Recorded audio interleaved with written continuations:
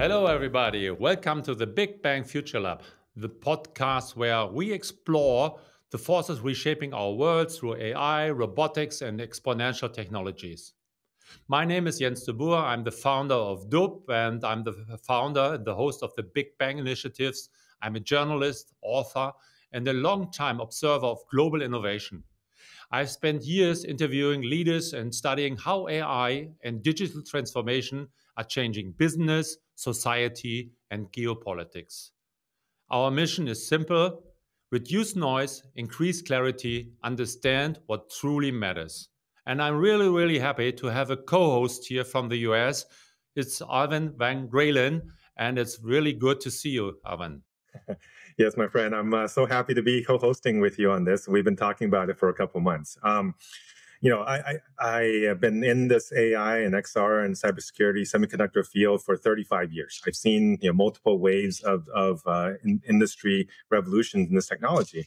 I'm currently doing research at Stanford, and I'm teaching at MIT. And I've written a book called Our Next Reality about essentially how this technology is going to unfold in the next 10 years and what we need to do about it. So I think that's kind of the theme of what we're going to talk about on the show is, what's happening and what do you need to do about it. And it's really fantastic.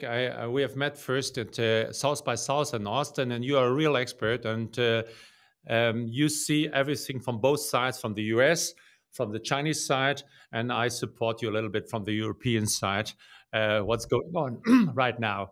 So we've got all three major continents covered. Yeah, we hope so. We hope so. And that brings us today to the central theme.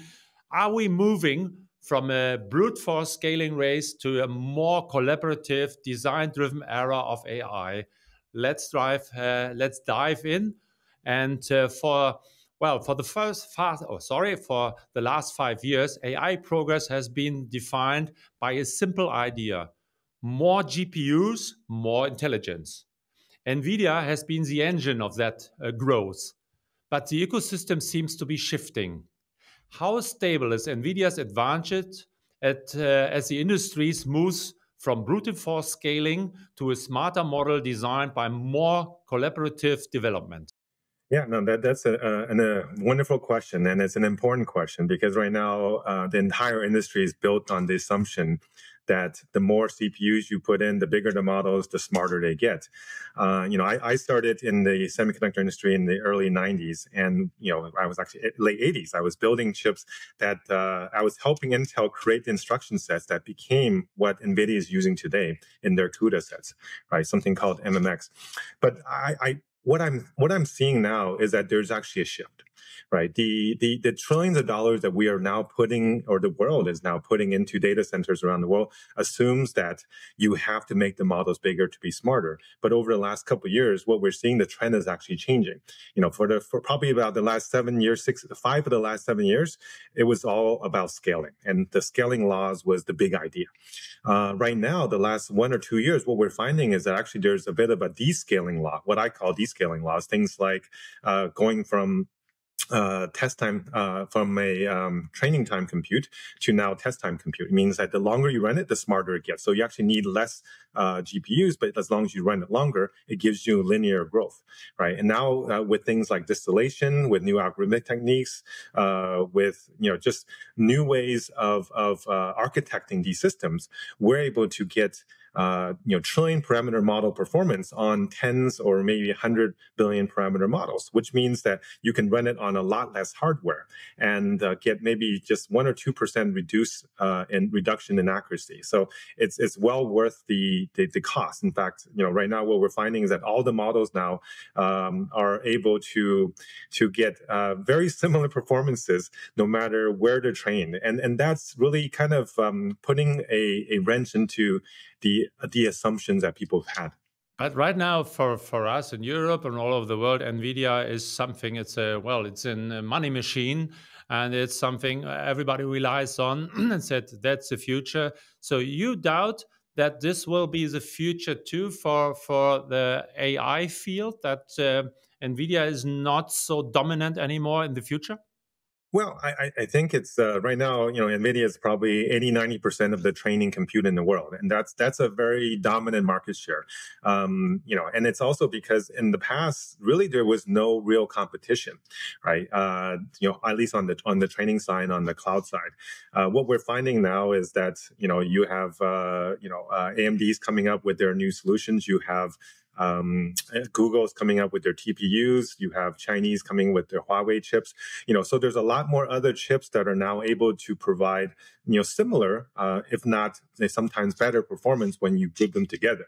So from a training perspective, I think it's very difficult for any company to maintain the dominant market share that NVIDIA has today. And if you don't have that dominant market share, you also won't be able to maintain the margins that they have had. I mean, their net margins are crazy. I'm doing very well these days. I mean, they're really the only company in the AI industry today that is making money consistently. And in some ways, that sounds great for them, but it's a very precarious place to be when the rest of your customers are not really making money yet. And there is a player there's China as a player. Do you see that China will have a very more dominant role in the future because they are very smart, they are doing a very good job, and we have had this DeepSeek moment a month ago. And do you see in the future maybe that there are Chinese solutions which can be very difficult for NVIDIA? Yeah, I mean, I think it's not just in the future. Since DeepSeek in earlier this year, it really proved that a small team with a small number of processors can create a very capable model. And over this entire year, the gap between open source models and closed source models have continued to converge. In fact, a week ago, Kimi K2 thinking was released, and that model was essentially just as powerful as the leading closed frontier models. And it was made by a lab with a couple hundred people and maybe 10,000 chips compared to, the hundreds of thousands or millions of chips that the closed labs are showing. And what that really proves is you don't need giant data centers to train capable models. And what's even more important is that those, the Chinese models now are optimized to work on smaller systems because they just don't have them at home in their home market. And so you can run that Kimi K2 model on 2 Mac minis. Right, 2 Mac minis, you can run it at home and get the performance of something that would take racks of servers for the leading Western models. And I think that changes the equation in terms of what people have expected for a very long time. But there is a big problem because the problem of trust. But not a lot of people trust the Chinese technology. And I think this DeepSeek moment was only for a few months, a few weeks a moment. Now, but nobody cares about it. Yeah. So I think there's the issue of trust in terms of running the models that are being operated in Chinese servers in China. But the issue is right now, if you look at what's happening, all the models that are coming out of China are actually open source. And what that means that they are now, they show you how they work. They give you the weights. They give you the papers. So they're essentially sharing the learning and innovation that's happening. And you can tune it to whatever way you want. In fact, what's happening right now is almost, I would say 80 to 90% of startups in the world today are using Chinese open source models for their operation because they can't afford the big closed source models. It could be 50 or 100 times the price to use closed source versus the open source models. And because it's transparent, because it's open source, you can modify any way you want. So you really don't have to worry about trust. You don't have to worry about sending data to anywhere else. You could run it on your own on-premise or on your own private cloud. So I think that changes what a lot of people assume about Chinese models. The problem about the future is that nobody knows what really happens. And months ago, everybody told me, years or months ago, that Google will be the loser of everything. Is that nobody will use the search machine of Google, and they will. You have to sell all your stocks, and this is the loser. But it's the opposite. Because right now the stock is going well. Gemini is fantastic, and Warren Buffett, he is an investor in Coca-Cola, and he's very, very Yeah, what is it? A conservative investor. He announced a few days ago that he will buy or has already bought lots of stocks of Google. What's going on there? Yeah, so I mean, Google is actually they were the main juggernaut. They were kind of the open AI of this industry probably 5-6 years ago, and they were the ones that came out with the transformer paper, which all of the current language models are based on, but they didn't really take it out to market. I think for two major reasons. One is that they're probably afraid of cannibalizing their search market by introducing a use case that might reduce the search traffic.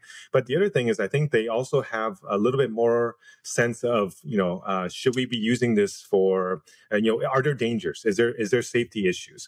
And so, I actually have a lot of respect for Demis Hassabis, who's the lead of the AI efforts at Google, and I think they've done amazing things. And they created AlphaFold and Genome and all these other things that are really more science focused AI models that are not about creating AGI, but really taking AI to create solutions for real world problems. So in some ways, I feel like they've been moving slowly, but they have thousands and thousands of researchers in this space, so they have a very deep talent, and they also have their own compute, so they're not a slave to any other third-party vendor in terms of hardware, and that gives an advantage because they don't have to compete to see if they can get the allocations from NVIDIA for training. Right. So I think the combination of their strong talent pool, their long-term pedigree in the space, and their own hardware, as well as they have huge amounts of data, right? They have so much search data around the world. They have, the YouTube data to get videos. So now what they're doing is that with the new Gemini 3 that just came out, it's actually right now the leading model in the world, bar none. It just clearly they have outperformed every model with this. And the assumption right now in the industry is actually, they will continue to probably take the lead from now going forward, because now they are actually serious about putting out solutions to the world, whereas before they were more holding back with some internal conflict. And for you personally, what do you think? Who's the winner in this race right now? We have in the race, we have Meta, we have Google, we have Microsoft or OpenAI. Somebody else? So I think this is the issue today, is that there's a bit of a false narrative of a race condition, because people seem to feel that there's a finish line. Right. And the finish lines, most people think, at least in the Silicon Valley, is like they want to get to AGI. And they think, if I create AGI, I create $1 trillion machine for making money.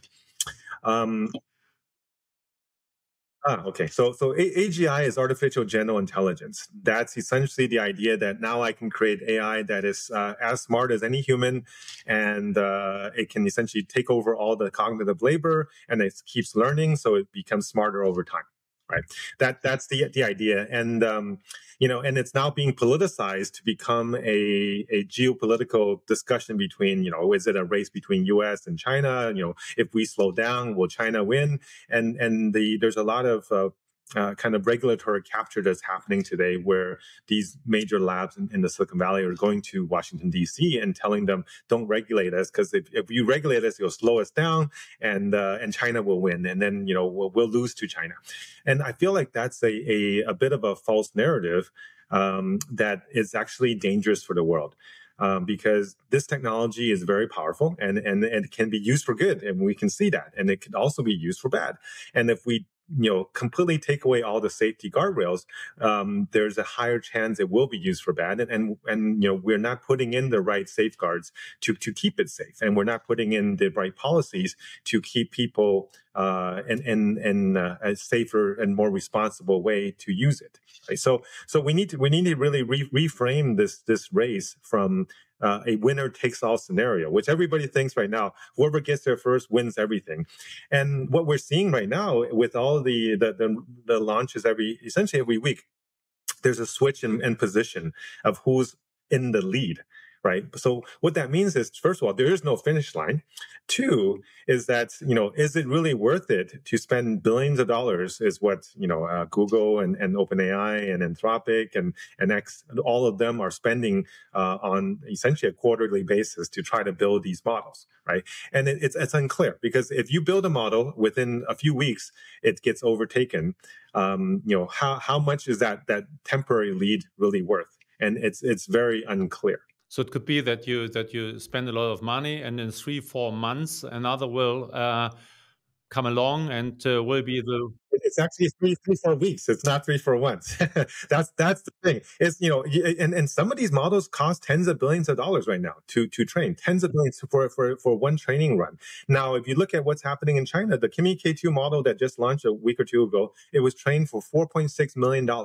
Right. So $4.6 million, and then Google and Grok and OpenAI is spending billions per model. So this is essentially a 100-to-1 ratio in terms of costs. And I'm not sure if that investment is the right place to be putting everybody's essentially the entire tech industry right now is built on this, right? In fact, if you look at the American GDP this year, it was about a 2% growth so far this year, and 90% of it was based on building out data centers. Right, it's a very lopsided, overweighted on this particular one type of model of growing intelligence. But as for me as an entrepreneur, if I will use it, it's not only for doing some papers and some speeches. Sorry, it's a question of agentic AI too. How do you see it right now? Well, I think that the next phase is agentic. Right now, the last couple of years has been more the chat model, right? Essentially, you ask a question, you get an answer back, you put in a prompt, you get a picture back, that type of a model. Essentially, what agentic AI does is that now you can give it a longer term task. You may say, hey, do a program that does this, or make me a video that does that, or help me do stock trading that maximizes my returns. In fact, there was a contest the last 2-3 weeks called Alpha Arena. I don't know if you saw that, but essentially they pitted the top 6 models in the world, and they said, here's $10,000 of cryptocurrency. You can trade any cryptocurrency you want, and we'll look at the returns, and we'll compare it to just how well is Bitcoin doing as the baseline. Right. And essentially, after a couple of weeks, right now, I think Quen from Alibaba and DeepSeek are the 2 leaders. They both maybe make something like 10 to 30%, something in that range. And OpenAI, Anthropic, Google, they've all lost money. I think OpenAI might have lost the most. They've lost probably 50-60% over a 2-3 period. Right. So what that's showing is that. At least on a real world task of trying to make money using agents, where you're not putting any humans in the loop. You're just saying, you trade based on what data you're getting. The very low cost, free, cheap models that are coming out of China is actually outperforming the US models that cost trillions or billions of dollars to train. So I think that's a very interesting development.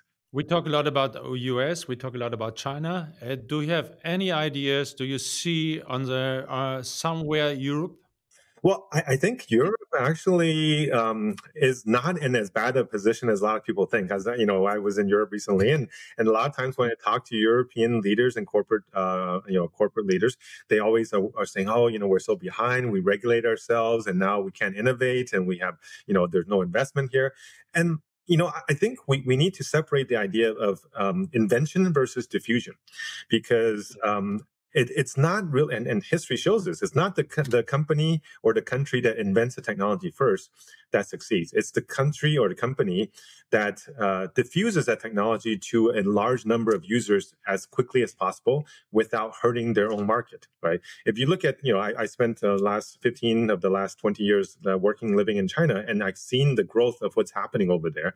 And most of the things that are making it successful were not invented in China, but they brought it in, they diffused it, they put it into all the parts of industry, and now they've grown their market, tenfold plus over the last 10, 15 years in terms of of economic growth and the quality of life, right? And now they are the manufacturing capital of the world, right? They didn't invent the robots for manufacturing. They didn't invent, the technology that's used for solar cells or for thorium reactors, or but now they're leading the world in these places. In fact,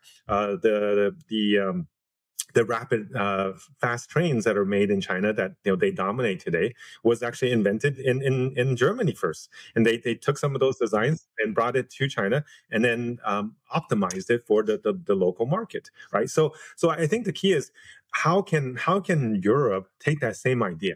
How can they take these AI models that are now open source, anybody can have access to, deploy it to the industry, to the economy, without cratering the system? In fact, I think Europe has a good chance to do it because you have such a good social safety net. And when you deploy this technology, what's going to happen in places like America is that they will say, "Oh, I'm getting a 50% increase in productivity. I'm going to fire, half my staff, or maybe 30 or 40% of my staff, because now I can." And when you do that, it creates an economic shock to the economy, to the labor force, to social stability. Whereas in Europe, it's harder to fire people. So they will say, okay, let me deploy them to somewhere else. Let me retrain them to do something else. So there's a slower pace of impact. Maybe I'll give them a 4-day work week instead of a 3-day work week. I think those are the kind of things that European leaders will start to think about, whereas American leaders will say, hey, I just had this big increase. Let me fire 100,000 people, 500,000 people. In fact, if you look at Amazon, they announced, last few weeks, they're firing tens of thousands of white-collar workers. And then over the next 2-3 years, they're going to fire 600,000 warehouse workers, because they're going to bring in robots to do warehouse work. And then probably after that, they're going to fire a lot of the delivery workers, because now they're getting, autonomous drivers and a robot to deliver, right? So those type of decisions will be much harder in Europe to make. And I think in some ways, it's a better thing for society, because our economy needs time to adjust to these social shocks and economic shocks that AI will bring. A few days ago, I was in an event with the Vice Chancellor of Germany, Lars Klingbeil, and they spoke about the future, 1 hour about the future. And can you imagine that there was the word AI was not mentioned one time when they spoke about the future, and the audience didn't ask anything about it, because for them it was, I think, far away, that we are living in more or less two bubbles right now. Do you believe in that? Yeah, I think there's a certain sense of safety from hiding from what's coming, because if you tell people there's always been more jobs created, and this thing's nothing to be scared of, it makes you feel good today. But it also does something very dangerous, is that you stop to prepare for it. You don't make the changes in policy. You don't make the economic adjustments. You don't prepare your staff for this change. And when that happens, when it does come, it's going to be a bigger shock. So it's a little bit disappointing to hear that somebody in that position of what you're describing isn't helping make this, alerting the country and the region to what is coming, because it's very clear that it is coming. In fact, the last 2 months, I've probably interviewed about 50 plus CEOs of companies who are implementing AI solutions. This is part of my research I'm doing at Stanford right now, and I'm asking them, what are you doing with it? How are you applying it? What's making it work? What's not? And I can see across the board, the companies that are doing it well are getting multi-X, 200, 500% increase in productivity or efficiency or cost reductions. And their plan is to, at some point in the near future, reduce their workforce. Or reduce hiring, or let attrition happen without replacement. They're going to focus on reducing costs because they can, right? And to hide from that reality is actually, I think, irresponsible for people who are in positions of policy today. And you know what? I think it's very important for people like us to talk about it and to bring this information of change and, the chances and the risks to the people. And so I'm really happy that that you are here in the show. And it was a powerful and a wonderful discussion. And I think, every 2 weeks or every week, we will have a Big Bang Future Lab. It depends on the information side, what we can talk about it. And we break down the tectonic shifts shaping the future of AI and robotics with honesty, clarity, and a global perspective. And so please join us. Please come with us. Send us some emails. And, the future is accelerating. Join us in our show. And Alvin, what are your remarks, the last remarks? Something positive I need. Yes, I've actually enjoyed this show, and I think we're going to really help people understand this complex issue. And please like and subscribe and share this podcast. And if you have any questions you want us to talk about, because I think we are going to provide a honest and transparent analysis of these issues. So please let us know what you want us to talk about. We'll try to cover as much as possible. Thank you.